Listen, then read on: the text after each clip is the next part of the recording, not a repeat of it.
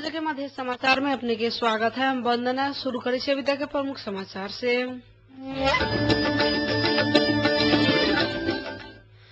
मुल्क के नया संविधान सभा से ही बनावे के पड़त से एकीकृत माओवादी अध्यक्ष प्रचंड के दावी। संविधान सभा के विघटन के बड़का 3 दल मधेसी मोर्चा ही कारण भेल से राष्ट्रीय प्रजातंत्र पार्टी के अध्यक्ष कमल थापा के आरोप। महेंद्र राजमार्ग अंतर्गत काल से बंद बर्दीवास बाजार तथा राजमार्ग आइबेरिया से भेल सुचारू। आज ताजा जनादेश के नाम में नया संविधान सभा के निर्वाचन करे के कोनो अर्थ न रहल से मधेसी जनाधिकार फोरम नेपाल के अध्यक्ष उपेंद्र यादव के कहब।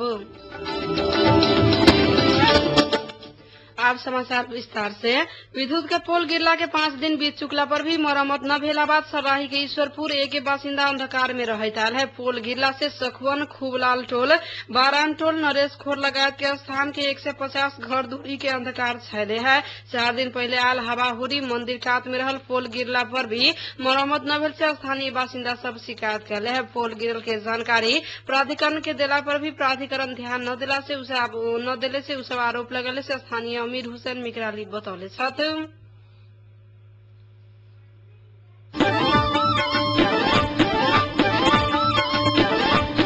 एकीकृत माओवादी अध्यक्ष प्रचंड जितना बेर चुनाव करे पड़ला पर भी मुल्क के नया संविधान सभा से ही बनावे के पड़त से बतौले छथि। गोलमेज सम्मेलन तथा और माध्यम से बनाल गेल संविधान जनमत के विपरीत होत से हो दावी करन। कांग्रेस एमाले लगायत के दल सब कहला पर ही सरकार अभी ही छोड़े के अवस्था न रहल से हो प्रचंड बतौले छथि। प्रतिपक्षी दल सब सत्ता कब्जा के आरोप लगेले बारे में विभिन्न क्षेत्र तथा वर्ग के हित के लेल सत्ता कब्जा कैले से हो स्वीकार समेत कैलन। तामांग राष्ट्रीय मुक्ति मोर्चा आई राजधानी में कैले अंतरक्रिया में प्रचंड माओवादी अनुकूल के संविधान बने लागला से कांग्रेस एमाले लगायत दल सब डेरायले से दावी समेत कैलन।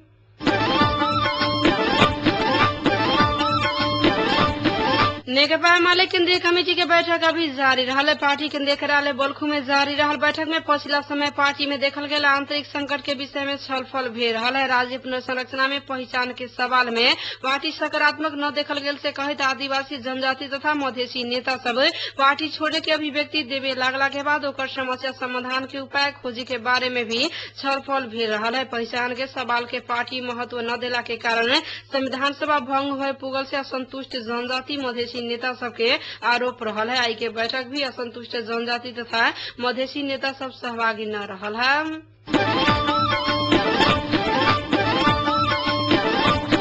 राष्ट्रीय प्रजातंत्र पार्टी के अध्यक्ष कमल थापा संविधान सभा के विघटन के जिम्मेवार बड़का 3 दल मधेसी मोर्चा ही भेल से आरोप लगौले छथि। राष्ट्रीय प्रजातंत्र पार्टी राजधानी के खुला मंच में आयोजना कैले आम सभा में अध्यक्ष थापा ओहि दल सब के स्वार्थ के कारण ही नेपाली जनता 4 वर्ष तक भी संविधान पावे न सकल से बतौलन। राप्रपा नेपाल के आम सभा अभी भी खुला मंच में जारी रहल है। संविधान सभा भंग भे चुकला बाद उत्साहित देखल गेल राप्रपा नेपाल आई के सभा के शक्ति प्रदर्शन कहले है। हिंदू राष्ट्र संवैधानिक राजतंत्र संहिता के विरोध में पार्टी के धारणा राखे के लेल स्वतंत्र चुनावी सरकार गठन के लेल दबाव देवे के उद्देश्य से सभा कल गेल से राप्रपा नेपाल जनौले है।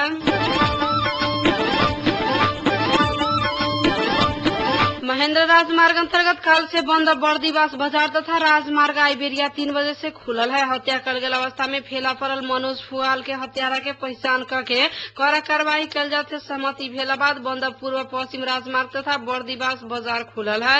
मृतक के आफंता प्रमुख जिलाधिकारी प्रतिभराज कंडेल संग भेल वार्ता में क्षतिपूर्ति के लेल पहल कल जाते सहमति भेल। वार्ता में सहभागी सरस्वती मिश्र जानकारी दिलन। वहीं आक्रोशित प्रदर्शनकारी के मांग अनुसार ही इलाका प्रहरी कार्यालय बर्दीवास के प्रहरी निरीक्षक रमेश बस्नेत के सरुआ करे के सहमति भेल से मिश्र बतौले छथि। बंद खुलला के संगे सवारी संचालन में आला बाद यात्रु सब अपना अपना गंतव्य तरफ लागल है।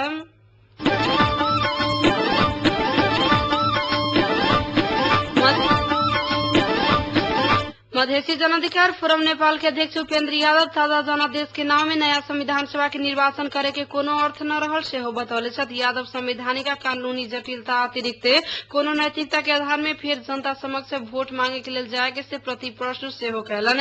मीडिया इंटरनेशनल राजधानी में आयोजना कैले कार्यक्रम में अध्यक्ष यादव एकीकृत माओवादी नेपाली कांग्रेस नेकपा एमाले मधेसी मोर्चा की एगो घटक के मिलो मतो व सुनिश्चित षड्यंत्र में संविधान सभा विघटन कैले से आरोप लगेला। कहलन। यादव संविधान सभा के निर्वाचन के लिए नया मिति तोके के बाहेक अन्य विषय में भी हुनका सभी सहमति या सलाह भेल सेहो दावी कहलन।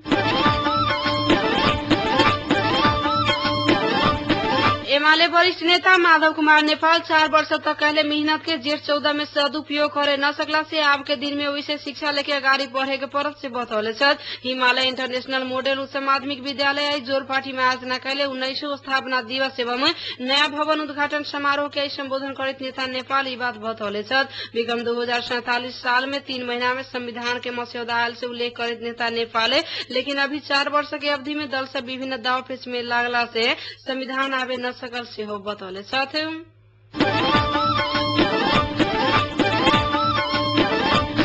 राप्रपा नेपाल के केंद्रीय सदस्य राजेंद्र लिंगदेल नागार्जुन में रहल पूर्व राजा ज्ञानेन्द्र के नारायण हिटी में ले आके राखे के से चेतावनी दिले। राज संस्था पुनः स्थापना हिंदू राज्य के मांग करते आए काठमांडू के खुला मंच में आयोजित आम सभा में लिंगदेल अपने सबके आंदोलन शुरू भेल सेहो बतौले छथि। उ बतौलन कि ई शक्ति प्रदर्शन कास्टिंग मात्र रहला।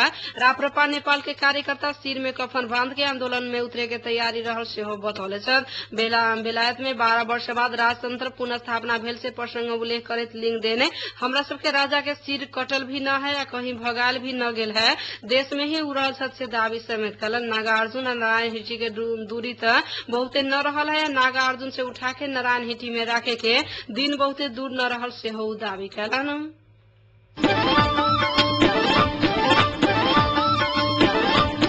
नेकपा एमाले आंतरिक विवाद बारे छलफल करे के लिए असार 4 और 5 गते राष्ट्रीय कार्यकर्ता भेला बोलले है। पार्टी मुख्यालय बल्खु में जारी केंद्रीय समिति के बैठक असार 4 और 5 गते राष्ट्रीय कार्यकर्ता भेला बोलावे के निर्णय कैले है। पहचान सहित के संहिता स्वीकार न कैले से कहते एमाले के उपाध्यक्ष अशोक राय सहित के नेता सब नेतृत्व प्रति असंतुष्ट रहल है। उ सब अपना सबके मांग तत्काल संबोधन न कर गेला पर पार्टी छोड़े के चेतावनी समेत दिले है।